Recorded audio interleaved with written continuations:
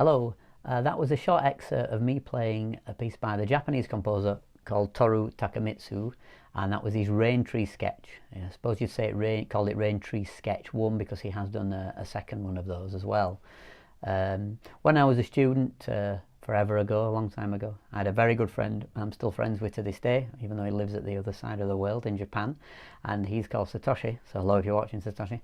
And when we were students and then friends, and when he lived in the UK for a number of years, he always introduced me to different kinds of music, and so did I, and it was a sharing of ideas. And he did introduce me to Takemitsu, who I suppose is the Elgar or Benjamin Britten or William Walton of Japan. You know, he stands there as that giant as far as the composer is concerned.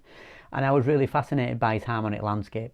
And this video really is looking at one of his pieces and just having a little chat about it, and then putting a link in below the video of a great live version of this. So I'm spreading the word really about the music of Takemitsu. And so I'm going to have a look at one of his great pieces for strings called Requiem for Strings, which is an absolutely amazing piece of music. So let's have a little look at that now.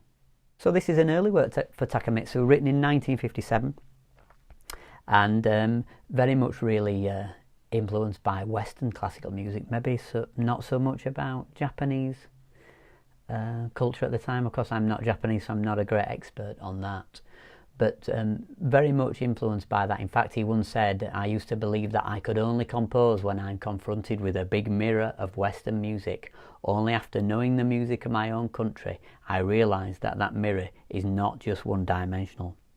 Now, when Stravinsky went to Japan and heard this piece, actually, he arranged to meet Takemitsu because he was absolutely blown away by the beauty of this piece. I think this is one of the greatest string pieces ever written, up there with the Barber's Adagio for strings and various other, you know, Mahler's Slow Movement from the Fifth Symphony and various others.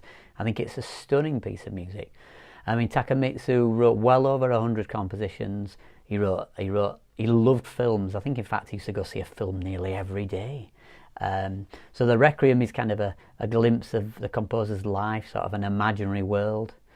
And I do hope that by doing this video, particularly my subscribers and things, more of you will actually go and investigate some of Takemitsu's music a little bit more.